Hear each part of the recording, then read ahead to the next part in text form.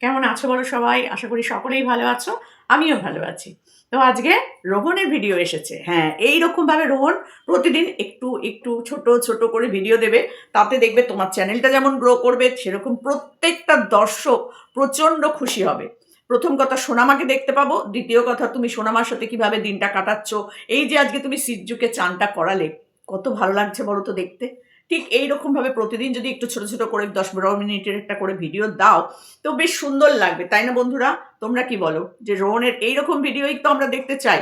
একদম সারাদিন ধরে ভিডিও আমাদের দেখার দরকার নেই, কিন্তু সোনামাকে নিয়ে ছোট ছোট কিছু কিছু মুহূর্ত এইভাবে তুলে দিলে কিন্তু আমাদের বেশ ভালো লাগে। প্রত্যেকটা দর্শক কিন্তু আমরা খুব খুশি হই। আজকেও ভীষণ ভীষণ খুশি হয়েছি। তবে হ্যাঁ, ওর মধ্যে থেকে কিন্তু কয়েকটা জিনিস ভালো লাগেনি। তো সেগুলো তো অবশ্যই তোমাকে বলতে হবে, পরবর্তীতে যাতে তুমি সেই কাজগুলো না করো সেটাও তো আমাদেরই দেখতে হবে, তাই না?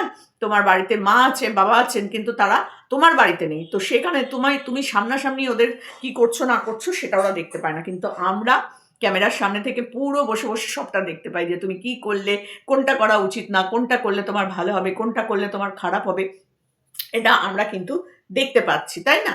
আর তোমার ভালো চাই বলে আমরাও কিন্তু তোমাকে সাবধান করে দিই, তোমাকে বোঝাই, তোমাকে বলি যে এটা করো না রোহন, বা ওটা করো, ওটা করলে বাচ্চাটার ভালো হবে, বা বাচ্চাটাকে এটা শেখাও, এটা বলি। দর্শকরাও কিন্তু আমাদের সাথে মোটামুটি একমত হয়, তাই না? যদি কখনো ভুল বলি তাহলে সেটাও দর্শকরা আমাদের বলে যায়, দিদি এরকম ভাবে বলো না, ও খুব কষ্ট পাবে, বা দিদি রোহনের ওপর রাগ করো না, এরকম করে বলে। তো যাই হোক, আমি তো কোনো সময় রাগ করি না। হ্যাঁ, রাগ করছিলাম রোহন ভিডিও দিচ্ছিল না বলে, তারপর একটা জ্বর বাঁধিয়ে বসেছে বলে একটু একটু রাগ হচ্ছিল। তো যাই হোক, দুদিন ভিডিও এসে গেছে, আর কোনো চিন্তা নেই। এবার থেকে রোহন ঠিক এরকম ভাবেই প্রতিদিন ভিডিও দিয়ে যাও। আর কিছু লাগবে না, তুমি যা করো না কেন আমাদের 7 গুণ মাপ হয়ে যাবে যদি তুমি প্রতিদিন এরকম ভাবে ভিডিও দাও, আর ওষুধপত্র খাওয়ার দাওয়ার ঠিক মতন খাও। ঠিক আছে? তো আজকে যেটা তুমি করলে, সত্যি করে একটা জিনিস খারাপ লাগলো, যেটা ফার্স্ট হচ্ছে, সোনামাকে বেলা 12টার সময় ঘুম থেকে তোলা। এটা কোনো বাহাদুরি নয় যে আমার মেয়ে 12টা থেকে 1টা থেকে ঘুমায়, 1টার সময় ওঠে না। এটা মোটেই বাহাদুরির কাজ নয়। মেয়ে স্কুল যাবে কখন? মেয়ে পড়াশোনা করবে কখন? এরপর তো তুমি আবার বাচ্চাটাকে রেখে দিয়ে বেরিয়ে চলে যাবে। তো বাচ্চাটা পড়বে কখন? তুমিই বলো তো। তুমিই বলো, বাচ্চাটা পড়বে কখন? স্কুলে যাবে কখন? তো এখন কিন্তু ওর স্কুলে ভর্তি হয়েছে, সেজন্য তোমাকে ওকে তাড়াতাড়ি শোয়াতে হবে, তাড়াতাড়ি ওঠাতে হবে। একদম ঘড়ি ধরে, টাইম ধরে ওকে ওর পেছনে সময় দিতে হবে। কারণ একটা স্কুলে ভর্তি হতে গেলে স্কুলটা কিন্তু আমাদের নিয়ম অনুযায়ী চলে না, তাই না? চলে হচ্ছে সেই স্কুলের নিয়ম অনুযায়ী। একটা রুলস রেগুলেশন মেনে কিন্তু স্কুল চলে, আর আমাদেরও সেই ছাত্রছাত্রীদেরকে কিন্তু সেভাবেই চলতে হয়, তাই না? আমরাও চলে এসেছি, আমাদের বাবা মারাও চলে এসেছে, আমাদের ছেলেমেয়েরাও চলছে, তাদের ছেলেমেয়েরাও চলবে। এইরকমভাবে কন্টিনিউ কিন্তু একটা বাঁধা ধরা জীবনের মধ্যে দিয়েই আমাদের যেতে হয়। আর শুরুতেই যদি তুমি সেই কাজটা না করো, তাহলে মেয়েটা কিন্তু স্কুল যেতে চাইবে না। আমাদের মিমি সোনারও কিন্তু অনেক সময় এটা হয়। ওকে যদি আমরা 4-5 দিন পড়তে না বসাই, ও কিন্তু একদম পরের দিন আর পড়তে বসতে চায় না। চিৎকার চেঁচামেচি, কান্নাকাটি, বকা-ধকা করে তারপরে ওকে পড়াতে হয়। তো সেই জন্য বলছি, অভ্যেসটা কিন্তু ছোট থেকেই তৈরি করতে হয়। না হলে কিন্তু হয় না। তো সেখানে একটাই কথা বলবো, ওকে সকাল সকাল ঘুম পাড়াও, 10টার মধ্যে ঘুম পাড়াও। ও সকাল 8টার মধ্যে ঘুম থেকে ওঠাও। ওর স্কুল বোধহয় 7টায়, ওকে 6টায় ঘুম থেকে ওঠাও।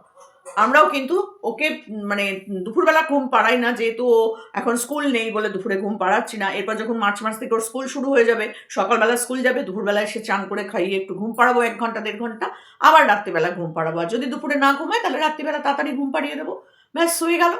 কিন্তু তোমার ঘুমের চ্যাপ্টারটা কিন্তু খুব খারাপ লেগেছে আমার। তারপরে হচ্ছে, সোনামা কিন্তু বড় হচ্ছে, তাই না? সোনামার সামনের দাঁতগুলো আর কদিন বাদে কিন্তু আরো বড় হয়ে যাবে। এমনিতেই সোনামার সামনের দাঁতগুলো একটুখানি উঁচু হয়েছে। তো সেই জন্য বলছি যে, এই যে সোনামাকে এই যে ন্যাকড়া দিয়ে মুখে ঘুমাচ্ছে ওড়না দিয়ে, এটা কিন্তু তোমাকে আগেও বলেছি, এখনো বলছি, এই ওড়না দিয়ে ঘুমানোটা তুমি বন্ধ করো। ওর খুব খুব খারাপ জিনিস, এত বড় একটা ন্যাকড়া মুখের মধ্যে ঢোকানো।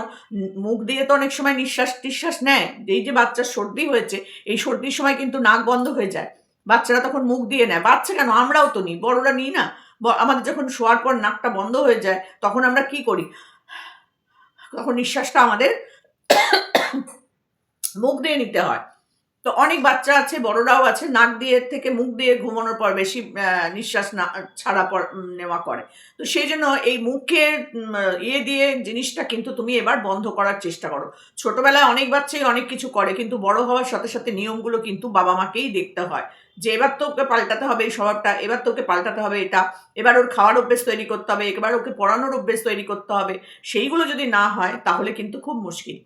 যেভাবেই হোক 2 দিন কাঁদবে, 3 দিন কাঁদবে, একটু বকা খাবে, তারপর দেখবে ও ঠিক সকালবেলা উঠবে। এবং প্রত্যেক দিন ওকে স্কুলে নিয়ে যাওয়ার অভ্যেস করো।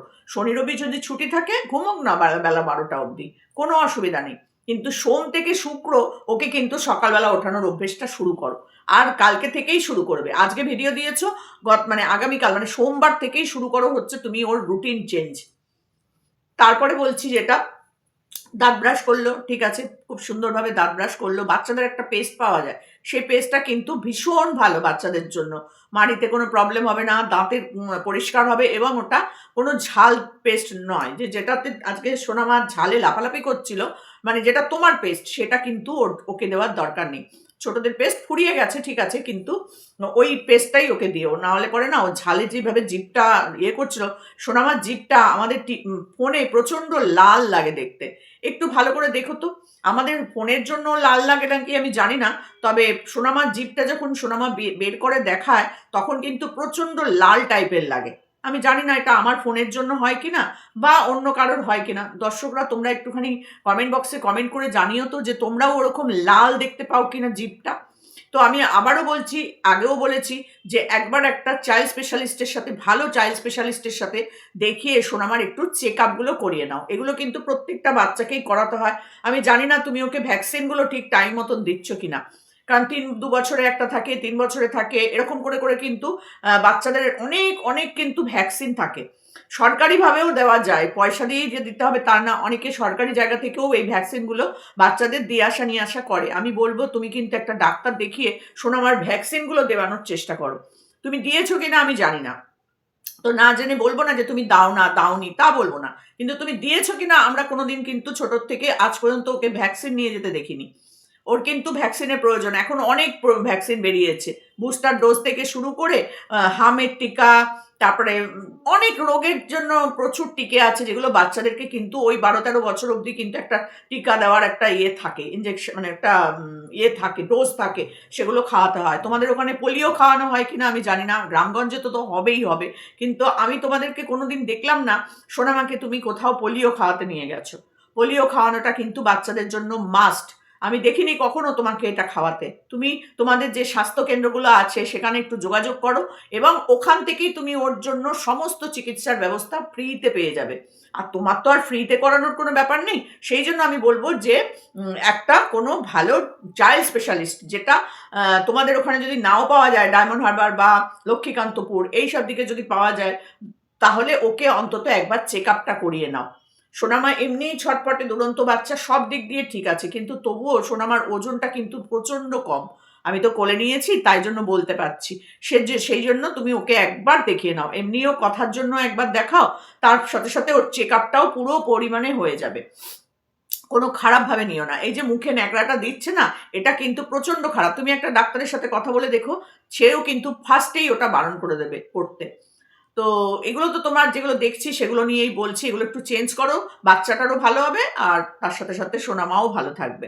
তারপরে হচ্ছে দাঁত দাঁত মাজলো, সবকিছু করলো, কিন্তু সিজ্জুকে নিয়ে যা করছে সোনামা, সে আর বলার মতো না। দেখো বাড়িতে থাকলে এরকম হয়, আমার নাতনিও করে, এগুলো নিয়ে আমি আর কিছু বলবো না, কারণ আমাদের বাড়িতে সেম জিনিসই হয়েছে। ছোটোর থেকে আমাদের নাতনি মানে আমাদের মিমি সোনাও কিন্তু ওর বাড়ির পোষ্যরাও বড় হয়েছে, আমার নাতনিও বড় হয়েছে, ওদের কোলে শোয়া, ঘুমিয়ে পড়তো। ছোটবেলায় তো ওদের কোলে মাথা দিয়েও ঘুমিয়েও পড়তো। এমনও হয়েছে কোনো একটা, ওদের বাড়িতে 4খানা কুকুর, তো সেই 4টের মধ্যে একটা হয়তো আমার সোনামার পায়ের ওপর শুয়ে আছে, একটা হয়তো সোনামা তার পেটের ওপর মাথা দিয়ে ঘুমোচ্ছে, এইরকম 4টেই থাকতো এসির নিচে, মাঝখানে হয়তো আমার নাতনি শুয়ে আছে আর চারপাশে ওইগুলো শুয়ে থাকতো। এরকমই হয় বাড়িতে থাকলে, এগুলো মানানো যায় না যে ধরবো না, নড়বো না, চড়বো না, এগুলো করা যায় না। তবে হ্যাঁ, আজকে দেখলাম তোমার ঘর দোরগুলো মেঝে টেঝে সব খুব সুন্দর পরিষ্কার। ওই ঘরের মেঝেটাও খানিকটা দেখতে পেলাম বেশ ভালোই পরিষ্কার আছে, মনে হয় কাজটা শেষ হয়ে গেছে। যে কাজটুকুনি হচ্ছিল, আমরা যখন গেলাম কাঠ টাট সব পড়েছিল, দেখলাম মনে হলো যেন সেটা নেই খুব একটা।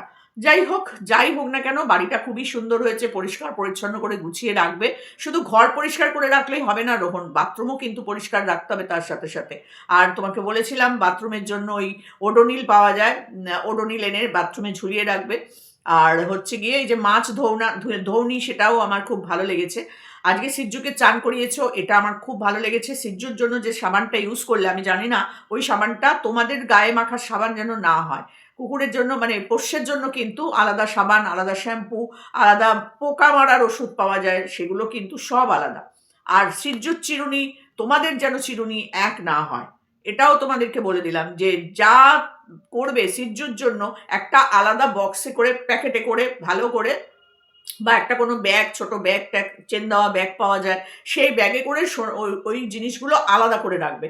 ওর সাবান, ওর শ্যাম্পু, ওর ব্রাশ, এগুলো সব আলাদা করে রাখবে। মানে ওর যে চিরুনি, ব্রাশ দিয়ে যে চুল আঁচড়ালে, এটা দিয়ে আবার তুমি চুল আঁচড়াতে শুরু করো না, বা সোনামার ওই চুল আঁচড়ানো করো না। এটা কিন্তু করা উচিত না। আমি জানি না তুমি একই ব্রাশ ব্যবহার করলে কিনা, বা সোনামার জন্য যে ব্রাশ, সেই চুল আঁচড়ানোর ব্রাশ, সেই চুল আঁচড়ানোর ব্রাশ দিয়ে কিন্তু কখনোই সিজ্জুরটা করো না। আমি কিন্তু দেখিনি যে তুমি একই ব্রাশ দিয়ে দুজনকে করেছো কিনা, কিন্তু তবুও ভালোর জন্য আমি এই কথাগুলো বলে দিলাম। তো আমাদের ওই যে পোষ্যগুলো স্নান করে না খাটে উঠে যেত, খাটের মধ্যে এরকম এরকম করে রোল করতো, কারণ ওরা ওইভাবে ওদের লোমগুলোকে মোছে। আমিও দেখছিলাম, ভালো লাগছিল। আর সিজ্জু খুব শান্ত, খুব একটা দুরন্ত নয়। তো এই ধরনের এগুলো না খুব শান্তশিষ্টই হয়, এরা খুব একটা রাগী হয় না।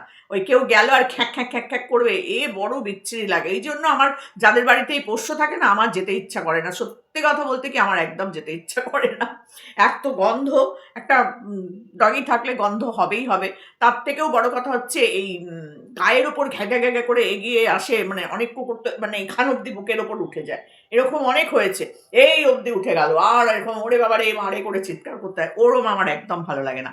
সিজ্জু বেশ সুন্দর, খুব সুন্দর কিউট একটা ডগই হয়েছে তোমার। আমি খুব খুশি হয়েছি যে সিজ্জু আছে। সোনামারও সময়টা কেটে যায়, আর বাড়িটাও কিন্তু বেশ পাহারা দেওয়ার মতন একজন এসেছে। যদিও ও নিজেই ভীতু এখনো পর্যন্ত, ছোট তো, ও নিজেও এখনো ভীতু। যতবার তুমি ডাকছিলে টুটুরু এসে দরজার পাশে এসে বসে পড়ছিল, ওটাও বেশ ভালো লেগেছে। আর তোমাদের সাথে মাঠে ঘুরতে গেছে, সেটাও ভালো লেগেছে। স্নান টান করে সিজ্জু একদম সুন্দর পরিষ্কার পরিচ্ছন্ন হয়ে গেছে। এরপর করবে তুমি সোনামাকে স্নান আর নিজে স্নান। তো সবকিছু মিলিয়ে ভিডিওটা সত্যিই খুব ভালো লেগেছে। তো প্রথম কথা যেটা বললাম সেটা হচ্ছে, সোনামাকে ঘুমের অভ্যেসের পরিবর্তন করো, মাস্ট, এটা খুব দরকার। সোনামাকে তুমি 9টা 9:30 অবধি জাগাবে, তারপর ওকে যেভাবে হোক ঘুম পাড়িয়ে দেবে। আর এদিকে সকাল 7টায় ওকে স্কুলে পাঠাবেই পাঠাবে, না হলে স্কুলও যেতে চাইবে না, তোমাকে আমি লিখে দিতে পারি। কারণ আমি এরকম বাচ্চা নিয়ে 15টা বছর কাটিয়েছি। আমার বাড়িতেও আমার নিজেরও 2টো বাচ্চা আছে, ছিল, এখন আবার তাদেরও ছোট বাচ্চা। ওই জন্য বাচ্চার ব্যাপারটা আমি কিন্তু খুব ভালো বুঝি। তো এটা তুমি কিন্তু অবশ্যই ওকে করবে, অবশ্যই। এটা কিন্তু মানে ওর পক্ষে ক্ষতি হচ্ছে, খুবই ক্ষতি হচ্ছে, যে বেলা 12টা অবধি আর রাত 1টা থেকে সকাল 1টা অবধি ঘুমায়। এটা কোনো মহান কাজ নয়, মহান কাজ নয় যে আমার মেয়ে, আমার রাজকন্যা, আমার লক্ষ্মী ঠাকুর সারাদিন ঘুমায় না, তা বললে হবে না। ঘুমালে ওর পড়াশোনাটা করবে কখন? বেলা 1টায় যদি একটা বাচ্চা ঘুম থেকে ওঠে, তাহলে সে পড়বে কখন বলো তো? সকালের জলখাবারটা খাবে কখন? কতটা টাইম ওর পেটটা খালি থাকছে একবার ভেবে দেখো তো। থাকছে তো? সকালবেলা একবার জলখাবার খাওয়ার টাইমটা কিন্তু ও ঘুমিয়ে কাটিয়ে দিচ্ছে।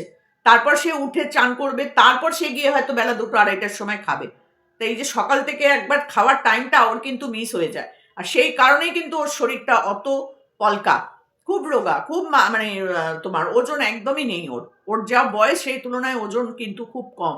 সেই জন্য বলছি, ফার্স্ট হচ্ছে ঘুম থেকে তুলে স্কুল পাঠানোর অভ্যেস করা, আর দ্বিতীয়ত হচ্ছে ওকে একবার ভালো করে তুমি ডাক্তার দেখাও। একটা ছোট্ট আহ, বাচ্চা তো, তুমি তো জানো না কখন কোন ইঞ্জেকশন নিতে হবে, বুস্টার ডোজ, পোলিও, হামের ইঞ্জেকশন, নানান রকম অসুখের যে ইঞ্জেকশন, এখন টাইফয়েডের ইঞ্জেকশন দেয়, আরও কী কী যেন দেয়, আমার অতটা মনে নেই। সেই ইঞ্জেকশনগুলো কিন্তু সোনামাকে অবশ্যই দেওয়াও, অবশ্যই।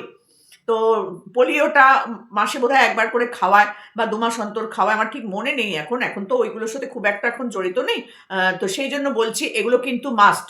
আমার ভিডিওতে, কিছুদিন আগের ভিডিওতে, 1 মাস আগের কি 2 মাস আগের ভিডিওতেই আছে, দেখবে আমি আমাদের মিমিসোনাকে পোলিও খাওয়াচ্ছি। আর পোলিও দেখবে একটা ক্লাব ঘর বা স্বাস্থ্যকেন্দ্র এইসব জায়গাতেই খাওয়ায় বিনা পয়সায়। আর সেই দিন যদি তুমি না যেতে পারো, বাড়ি বাড়ি কিন্তু আসে। তো তুমি কিন্তু এটার সাথে অবশ্যই যোগাযোগ করো, সোনামাকে পোলিও খাওয়ানোর ব্যবস্থা করো। তার সাথে সাথে সোনামার যে ডোজগুলো, ইঞ্জেকশনের যে ডোজগুলো, এগুলো তুমি দিয়ে দেওয়ার ব্যবস্থা করো। কারণ সোনামা কিন্তু খুবই ছোট। তোমার ঠান্ডা লেগেছে, ওরও ঠান্ডা লেগে গেছে, দেখেছো তো?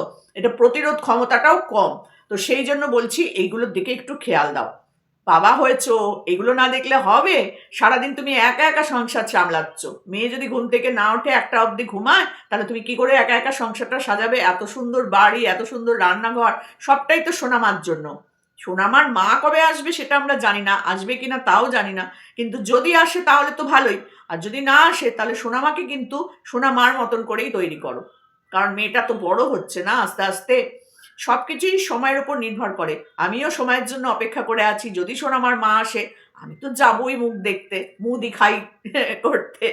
আর যাই হোক, আমি একটু ইয়ার্কি মারলাম। সোনামার জন্য একটু সময় দাও রোহন, সোনামার জন্য একটু সময় দাও। আর আমি যেগুলো বললাম এগুলো কিন্তু একটু মাথায় নাও। আমি কান ফোটাতে বলেছি বলে তুমি সেই দিনই কান ফুটিয়েছো, আমি ভীষণ খুশি হয়েছি। আমি বাথরুমে মাছ ধোয়া নিয়ে বলেছি, তুমি বাথরুম না ধুয়ে সেটা তুমি বেসিনে ধুয়েছো, সেটা দেখে আমি ভীষণ খুশি হয়েছি।